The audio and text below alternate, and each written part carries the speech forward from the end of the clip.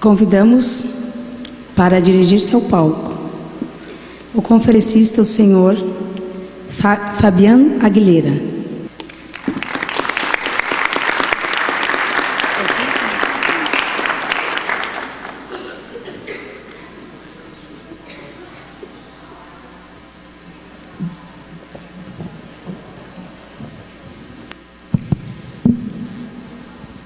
Fabián es arquitecto de la Universidad de Colombia, maestro, magíster en proyectos para el desarrollo urbano sostenible de la Ibero-Sociedad de México.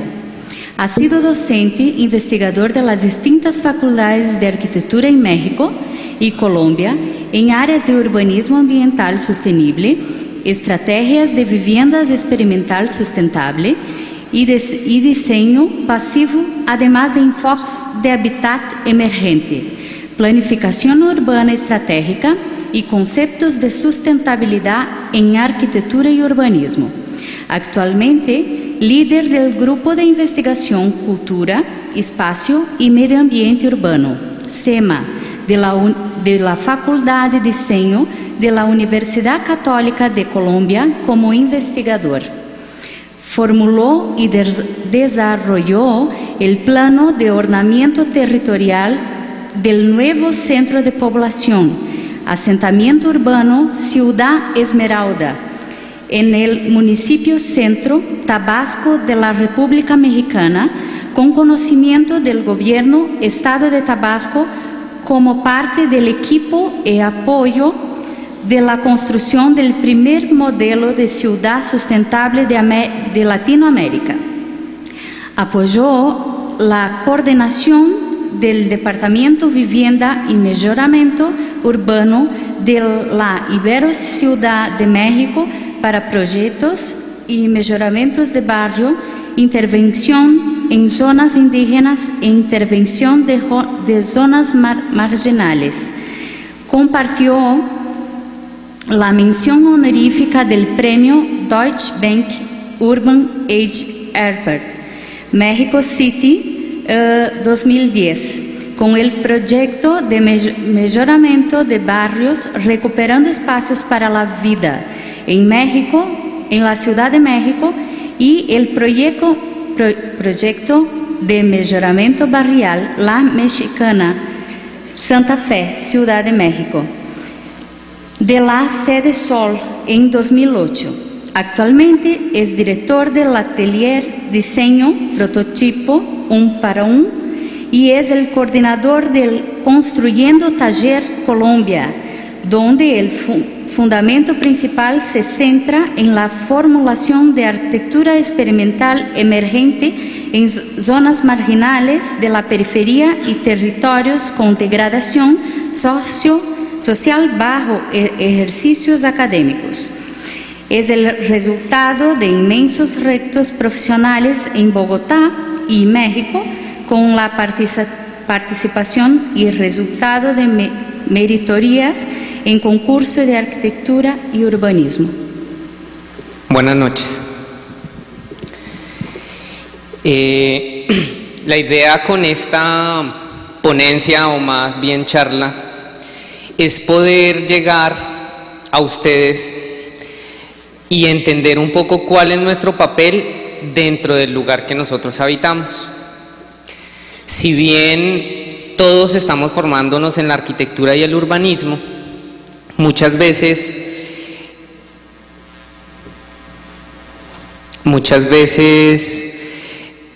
no nos acordamos del lugar en el que estamos habitando, o por lo menos donde yo vivo, en Bogotá, que estamos más o menos con una población de 10 millones de habitantes con las zonas conurbadas, pues más del 60% vive en esta condición, y así pasa en todas las ciudades de América Latina. Y muchas veces nosotros pensamos que cuando salgamos de la facultad, cuando salgamos del programa, en los 5 años de la carrera, nosotros nos podríamos parecer diseñando a los íconos de la arquitectura que nos van mostrando en la facultad. Aldo Rossi, Renculjas, Tadao Ando, Toyo Ito, Richard Meyer, Peter Eisenman, pero pues la realidad es otra, porque en el contexto que vivimos, y nos pasa a todos, pues siempre vamos a encontrar una serie de problemas. Y este es el problema.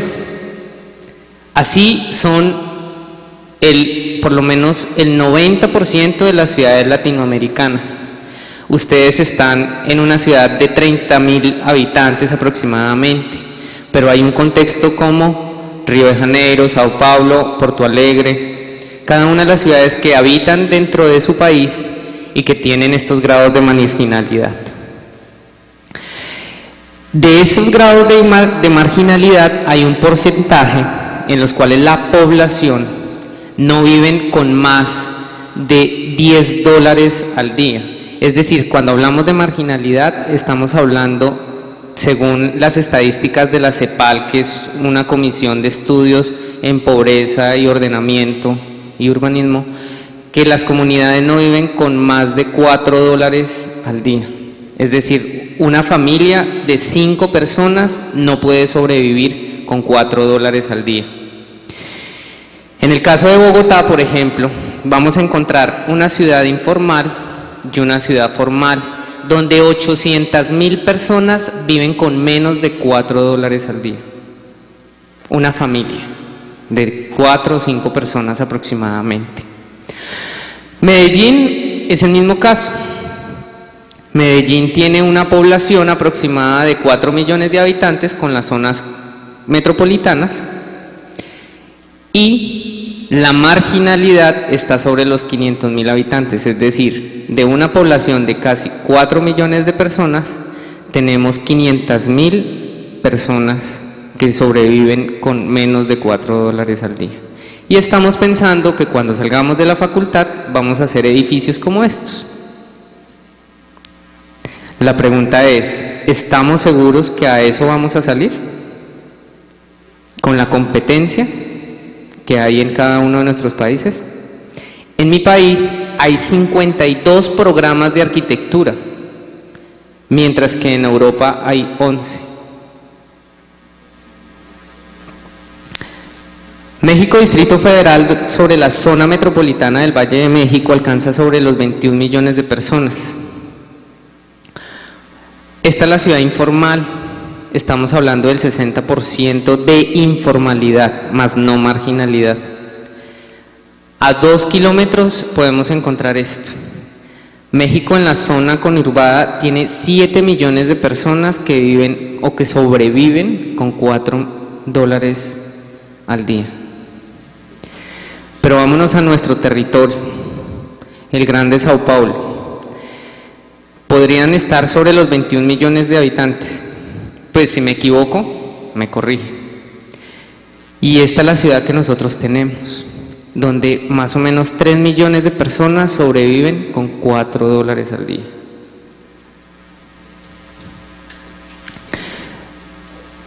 Río de Janeiro.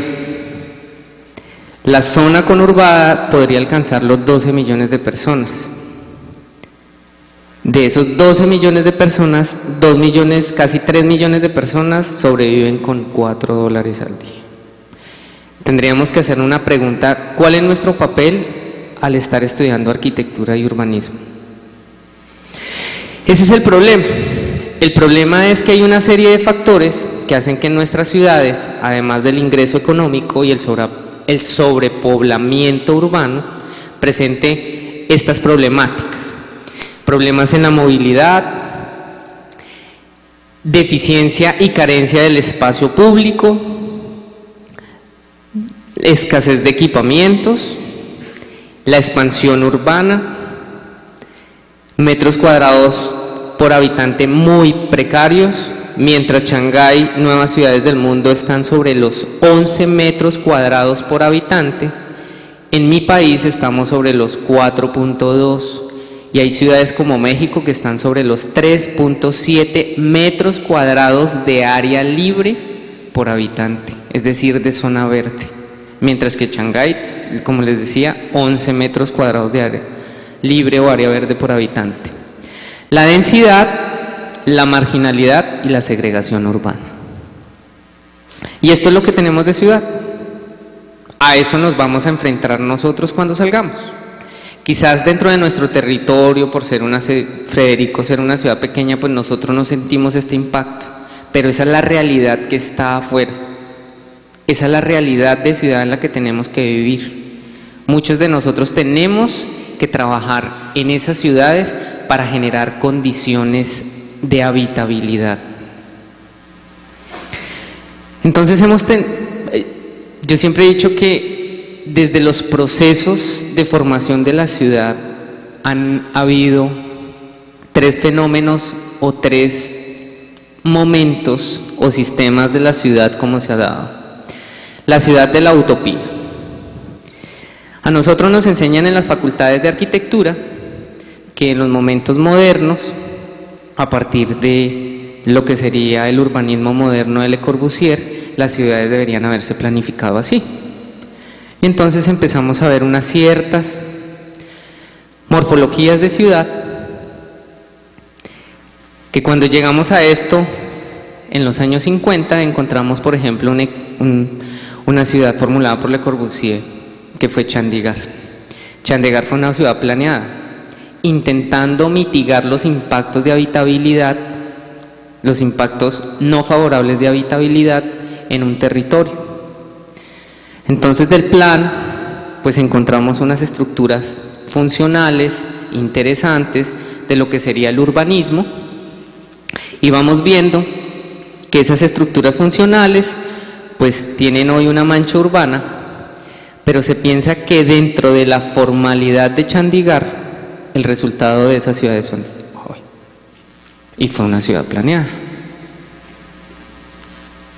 ¿Qué creen otra ciudad que podamos hablar cercana a ustedes que fue planeada y de los cuales nos tendríamos que sentir orgullosos? ¿Cuál creen ustedes que es la ciudad planeada de su país? Brasil. Pues Lúcio Costa le encargan la ciudad de Brasilia, ustedes todos conocen este caso. Tenemos una ciudad planificada que se formula para 600.000 habitantes, hoy Brasilia está por encima de los 2 millones y pues no se pensó cómo iba a crecer, ¿no? Entonces tenemos un modelo excelente de ciudad formada, planificada, realizada, diseñada, ¿cierto? Pero entonces empezamos a encontrar la informalidad de la ciudad porque no se pensó que en los años 60 que para 50 años después una gran cantidad de población iba a habitar las ciudades, ¿cierto? Y encontramos esto. Y entonces, ¿cuál es la arquitectura que nosotros vamos a desarrollar cuando salgamos de la facultad? Luego pasamos a la evolución, ¿no? El posmodernismo. Porque entendemos que nosotros al pisar la tierra vamos haciendo un proceso de innovación, nos creemos innovadores, pero hemos hecho tal proceso de innovación que hemos llegado a este resultado, ¿no? El consumismo. Entonces un ejemplo podría ser Dubái, ¿no? Todos escuchamos de Abu Dhabi, Dubái, todas las nuevas ciudades sostenibles, entre comillas, pero sostenibles, consumen casi el 90% de la energía por encima de una ciudad tradicional latinoamericana. Y entonces la evolución de Dubái va en estos grados tan fuertes. ¿Podemos bajar un poquito más la luz, quizás?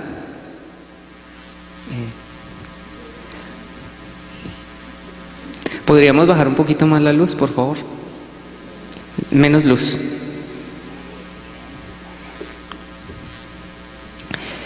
Y entonces llegamos a mi tema, que es las ciudades emergentes. Son las ciudades que están empezando a emerger, porque ese es nuestro papel, solucionar problemas de habitabilidad, solucionar condiciones de las cuales nosotros no estábamos preparados y nos toca innovar. Nos ha tocado entender que nos tenemos que adaptar al cambio. Hay una definición del desarrollo sostenible que me imagino que ustedes la han escuchado y es: el desarrollo sostenible llegaría a ser el papel en que el individuo entiende cómo es su territorio, se adapta a su territorio, lo mantiene y lo dejaría para las generaciones futuras. Pero en Latinoamérica no llegaríamos a ese grado. Porque ¿cómo le vamos a dejar a nuestras generaciones los primeros casos de ciudad latinoamericana? Son una completa miseria, pobreza. Eso es lo que nos han dejado a nosotros, nuestros padres y los antecesores de nuestros padres. Eso es lo que nosotros tenemos para diseñar. Lo emergente responde a todas esas consecuencias de lo que tenemos hoy de ciudad y cómo las tenemos que resolver. Esta es mi ciudad, Bogotá, en los años 90. Por procesos de transformación se pudo lograr el mismo espacio de esta manera.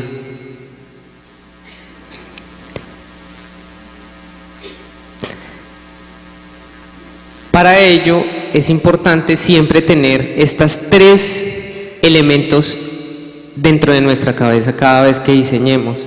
Y ese es el resultado de su taller, de su primer taller, en la zona donde están trabajando. Los espacios deben ser habitables, responsables y que le puedan brindar desarrollo a quienes lo habitan. Nosotros no podemos pretender generar un espacio público como el High Line de Nueva York, porque es otro contexto diferente, es algo totalmente distinto que puede suceder, y aquí no puede suceder porque esa no es la naturaleza de su territorio. Esto es Medellín, al igual que Bogotá, ha venido en un proceso de transformación.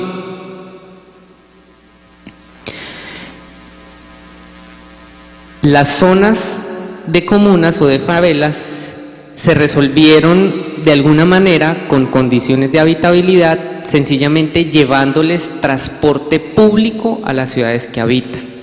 Alrededor del espacio público hay una situación de generar la movilidad y la delimitación de las zonas. Entonces, alrededor del transporte público se genera el espacio y es una manera de solucionar, o de la manera en que ha solucionado Medellín sus condiciones. Este no es el High Line de Nueva York, pero sí es el parque del Metrocable de Medellín y tiene las mismas condiciones de habitabilidad en ese caso. Este es un equipamiento, puede tener sus críticas. Es una biblioteca que se hizo en lo más alto de Medellín. ¿Para qué? Para llevar educación a las personas que no podrían acceder o que deberían acceder a los servicios en la parte baja de la ciudad y que funciona. Que sea estético o que no sea estético, creo que eso no es nuestro tema el día de hoy. Lo importante es qué sucede alrededor de ese equipamiento. ¿Cierto?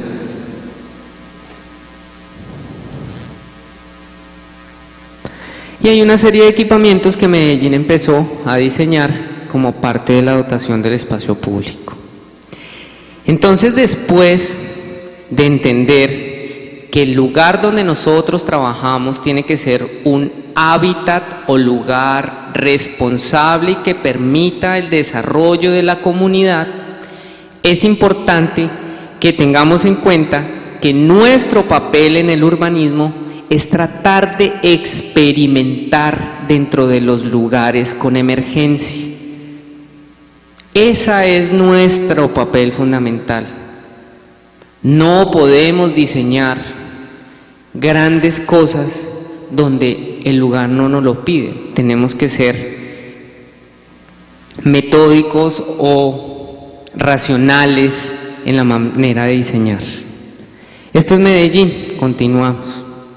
Es un lugar de integración de distintas personas, donde ricos, pobres, extranjeros, alrededor de un elemento como el agua, están desarrollando y generando actividades para su bien, desarrollo personal. El espacio público como parte del proyecto.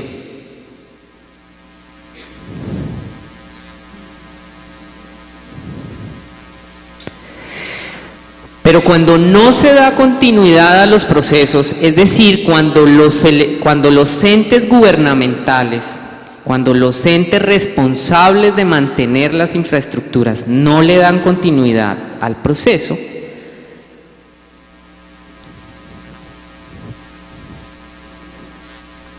de esto se puede pasar a esto, claro. Es un buen desarrollo y un buen diseño y nos podemos dar el lujo de mostrarlo. Esto. Esa es mi ciudad hace 10 años. Esta era mi ciudad hace 10 años. El modelo de Curitiba. Esa era mi ciudad hace 30 años cuando yo nací.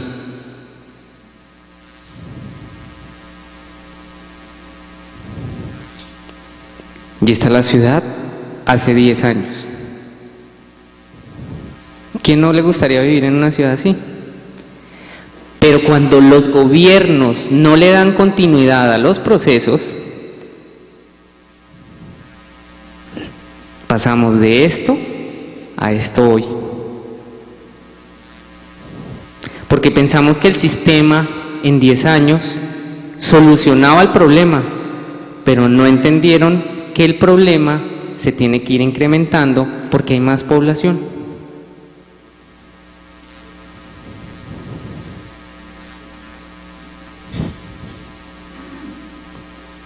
Esto es espectacular,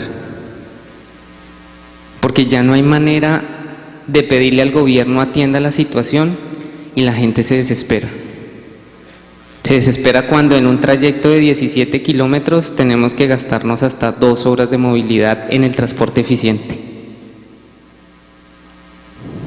Hoy precisamente mi señora, que iba para la casa y como yo estoy aquí no la podía llevar en el carro al trabajo, tuvo que tomar el transporte.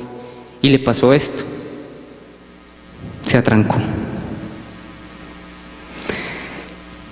Entonces, como nosotros entendemos que nuestras ciudades nos necesitan y hay un 60% de población que es pobre, que sobrevive con menos de $4 al día, pues traer un proyecto como a los que nosotros nos enseñan a diseñar, pues es totalmente incoherente. Debemos tener unas condiciones distintas. El contexto. Podemos llegar a la flexibilidad de ciudad. ¿Qué es una ciudad? Podemos hacer nuevos diseños, nuevas propuestas, pero siempre dentro del ámbito racional, donde quienes van a desarrollar las propuestas y las van a utilizar sean los mismos actores que viven en ese territorio. Esos son quienes deberían diseñar las propuestas. Nosotros como profesionales, como arquitectos urbanistas, asesoramos. Esta es la propuesta normal de ciudad, pero esta es la realidad. Hacinamiento, pobreza, marginalidad.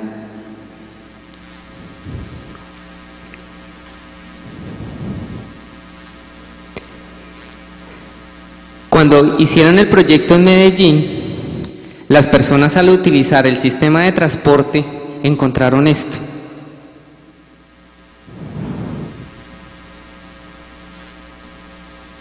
Cuando iban en el Metrocable, en este sistema. Cuando iban en este sistema, los habitantes de su ciudad no sabían en qué lugar vivían y empezaron a escribir dentro de sus cubiertas esto: yo no sabía que vivía tan arriba. Y entonces hoy, pues hay algunas intervenciones de este tipo, que es insignificante, pero eso da dignidad. Por lo menos no tener barro y tener una calle asfaltada da dignidad.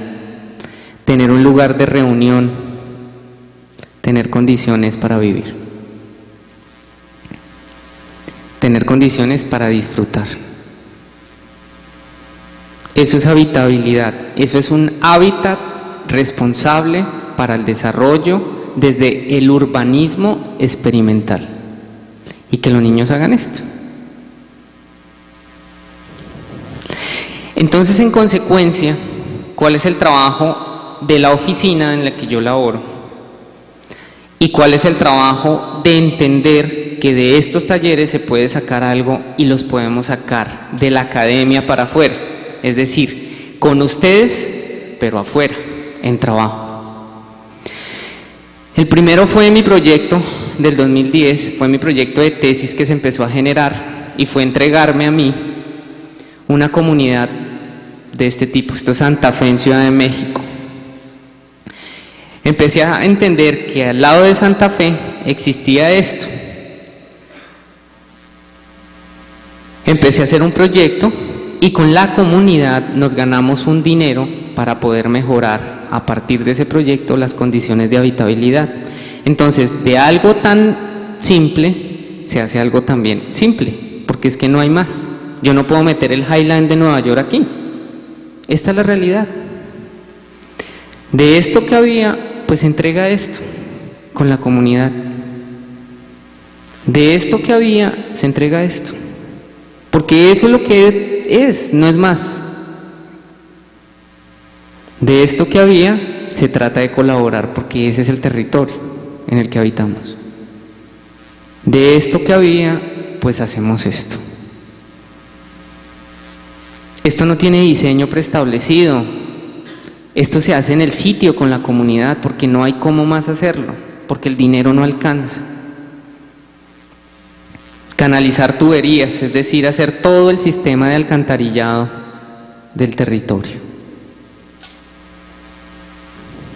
De esto que nos entregan, poder hacer esto con la comunidad. De esto que nos entregan, poder hacer esto. De la iglesia, que se llamaba la Iglesia del Veneno, en homenaje al Señor del Veneno, pues se les entrega esto. Porque eso es así, el territorio es así. No puedo experimentar y hacer la capilla del jubileo de Meyer en un barrio informal, porque así no puedo. Y este es el sector que me está demandando a mí la profesión. Esa es mi responsabilidad desde el papel de la arquitectura. De esto, empezar a hacer esto. La comunidad trabajando. Y obviamente van a haber unos equipamientos, que esto ya se hace en el curso de pregrado con los estudiantes, y pues se trata de hacer esto con las madres cabezas de familia, el conjunto, y dotar de algunos equipamientos que tienen que responder a las condiciones del sitio. Distintos proyectos que se hicieron ahí de vinculación con la comunidad. Otro proyecto. Este proyecto, después de hacer este mejoramiento barrial, me llevaron mis jefes, que eran mis profesores de maestría, a trabajar en este lugar. Este nos sirvió ganarnos el premio de innovación sustentable el año pasado con una marca de supermercado, pues además de ganar el Deutsche Bank Urban Age en el 2010, ganamos también un premio a la innovación sustentable, y era tan sencillo como entender que esto es lo que nos entregaban. Una ciudad de 450.000 habitantes que podría ser Santa María, que tiene unos fenómenos de inundación cada año, y que donde hay que reubicar casi 100.000 personas por problemas de inundación, y eso nos encarga el gobierno del estado. Así era como la gente tenía que sobrevivir.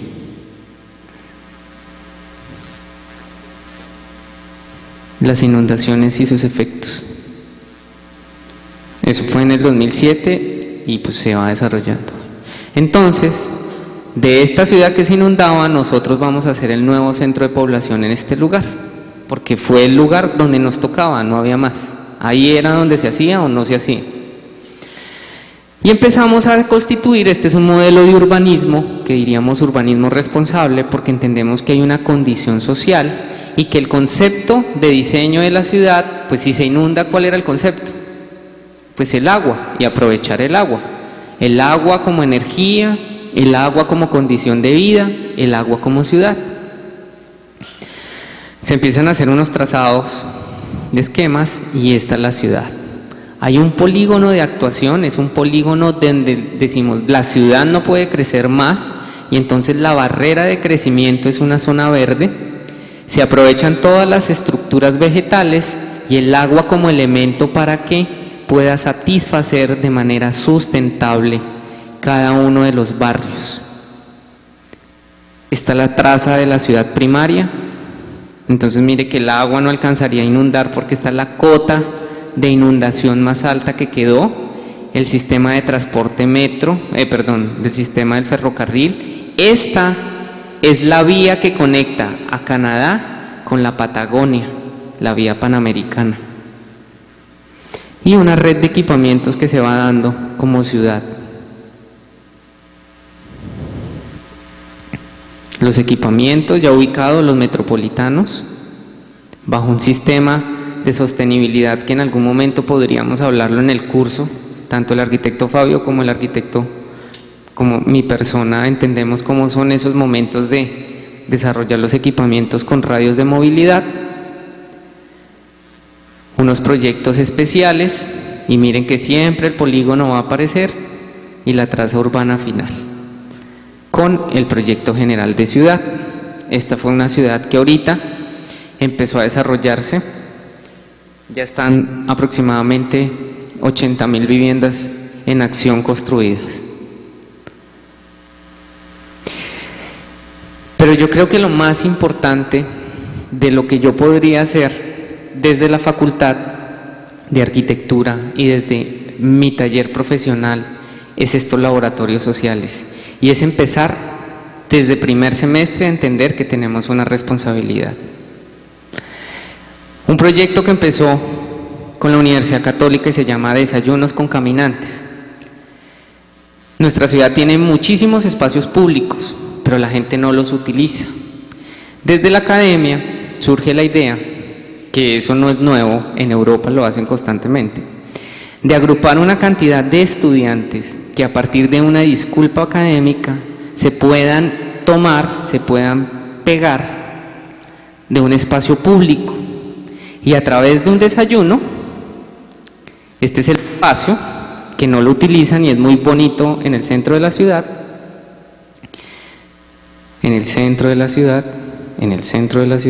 este es el espacio, empezar a hacer mobiliario urbano con material reciclable con los estudiantes de primer semestre para llevarlos a la calle, a que empiecen a utilizar la calle como elemento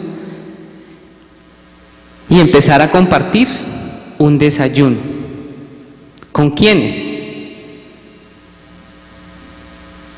Con las personas que utilizan el espacio. Con estas personas, que son los vendedores ambulantes. Porque ese es nuestro papel.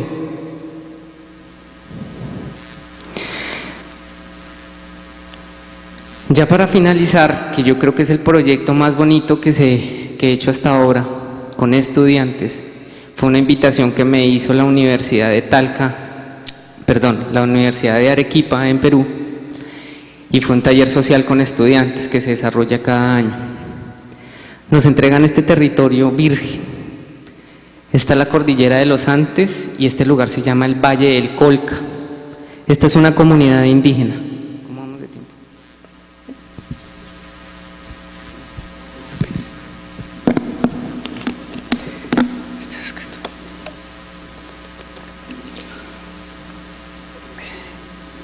Es una zona virgen, ¿cierto? Entonces lo primero que nosotros tenemos que trabajar con la comunidad, y en este caso es comunidad inca, es entender sus costumbres, y nos invitan como arquitectos, pero hay sociólogos.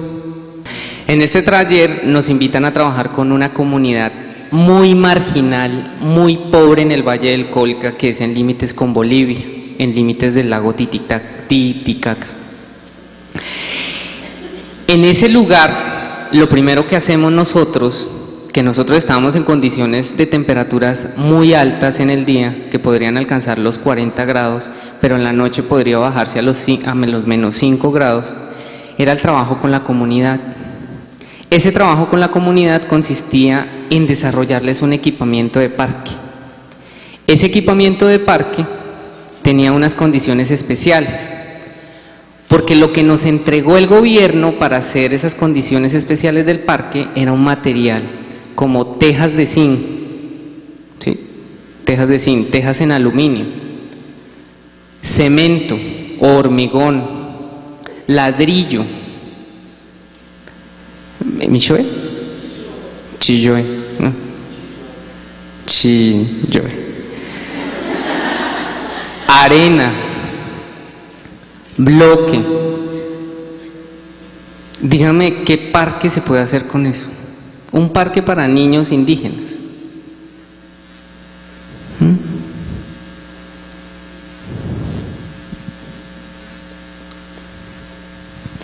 Entonces, cuando estábamos allá, yo me acerqué al alcalde municipal y le dije que si de casualidad no me podría conseguir, en lugar de todo ese material que podría servir para el mejoramiento de vivienda de la población, llantas, botellas, maderos, barriles, cuerdas.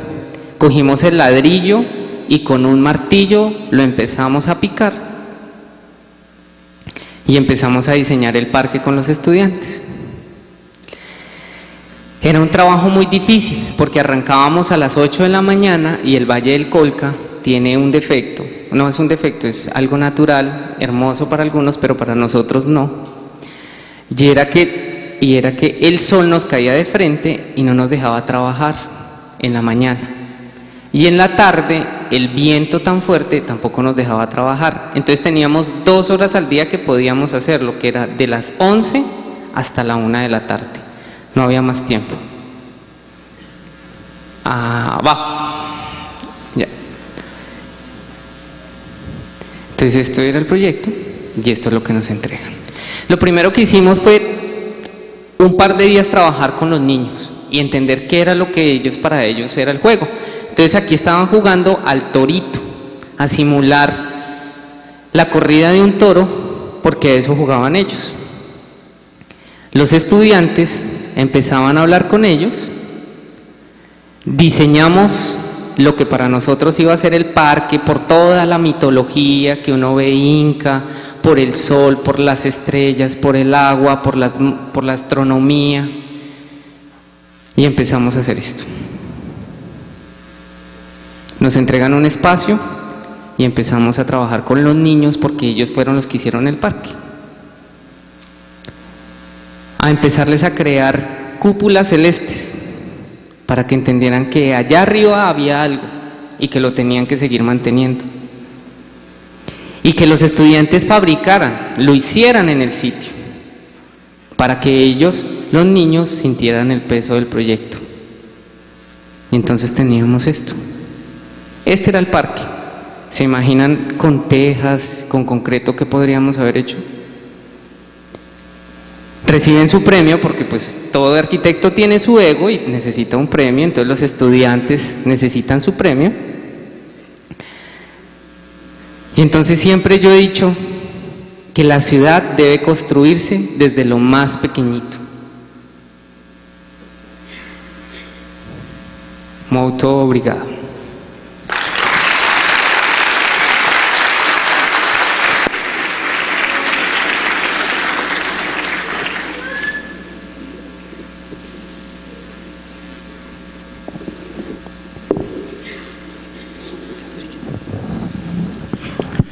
Passamos agora para as perguntas.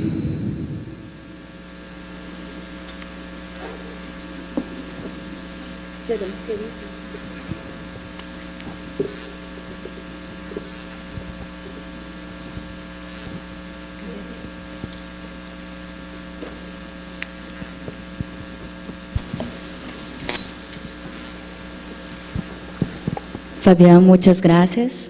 Y a mí me gustaría saber ¿en cuánto tiempo son hechos estos proyectos y cuándo se da el hecho? ¿Me escuchan? Bueno, es que no me gusta hablar con micrófono, de hecho me siento horrible, ya. Por eso les pedí al favor que todos bajaran, porque más que una conferencia esto debería ser una charla. Los proyectos de barrio, como el primero que vimos, yo tardé en diseñarlo un año, porque ese fue mi primer arranque de tesis, pero en la obra solo teníamos 3 meses de ejecución, entonces teníamos que trabajar con la gente. El gobierno daba el dinero, más o menos dio unos 300 millones de pesos, son unos $150.000. La gente tenía la mano de obra, la universidad donde yo estudiaba era la interventora del proyecto y yo era el responsable del proyecto. Teníamos 3 meses para entregar, o si no el gobierno nos quitaba el dinero.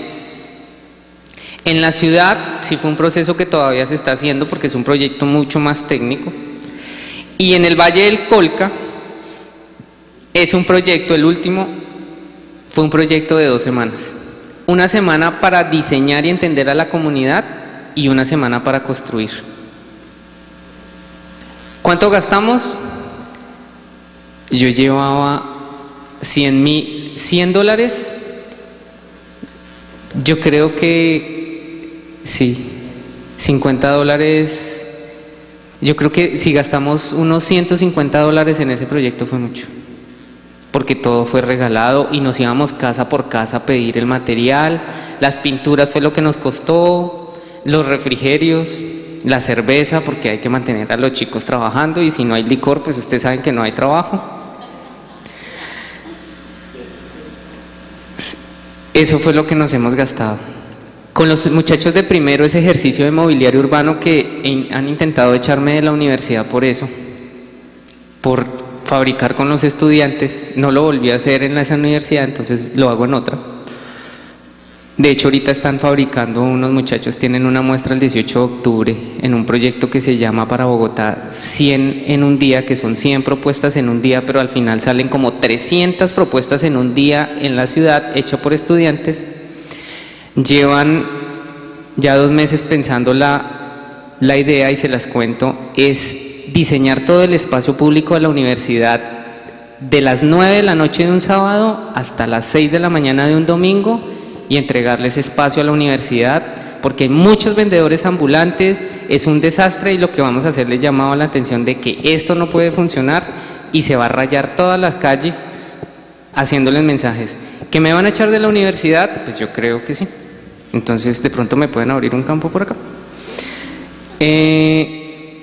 Los procesos de gestión son los más largos, porque hay un problema cuando uno llega a la comunidad, y es que la comunidad, por lo menos en mi ciudad y en la mayoría de ciudades latinoamericanas con estos problemas, ha sido utilizada por nosotros como universidad, porque por lo general van los de medicina, los de derecho, los de ingeniería civil, y entonces la gente se queda con la esperanza de que la universidad haga algo por ellos, ¿sí? Entonces, que la gente, que las gentes o que los pobladores crean nuevamente en un proyecto de la universidad es demorado. Cuando ellos ya participan en su construcción y cuando ya ven algo materializado es cuando ellos le ponen las ganas a esto. Pero se tarda un poco más la gestión de que el mismo diseño del proyecto. Ok, obrigado então ao Fabian. Aproveitando, convidamos ao Fábio Vinhasco para que se dirija ao palco, para que os representantes acadêmicos entreguem a eles um pequeno mimo e nosso agradecimento profundo pelas suas palestras, pelas suas contribuições. Convidamos então as acadêmicas Eliandra e Simara. Acho que tem ali.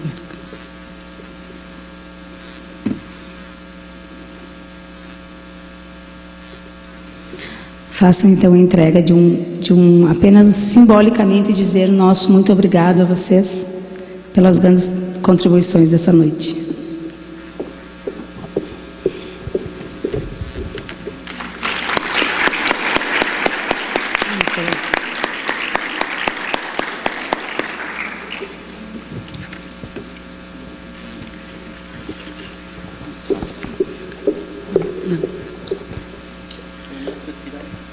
Sí. Fique à vontade.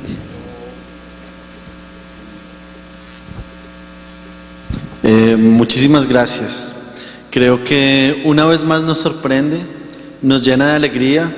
Es increíble sentir el afecto de tantas personas que desde que llegamos a Federico no han hecho más sin que tratarnos como hermanos en cada minuto del día. Estamos muy contentos de venir acá y estamos como dispuestos totalmente a ayudarles en cuanto necesiten. Muchísimas gracias a todos.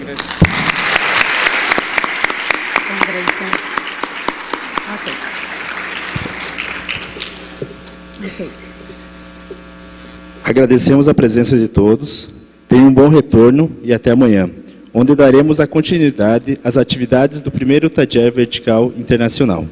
Boa noite.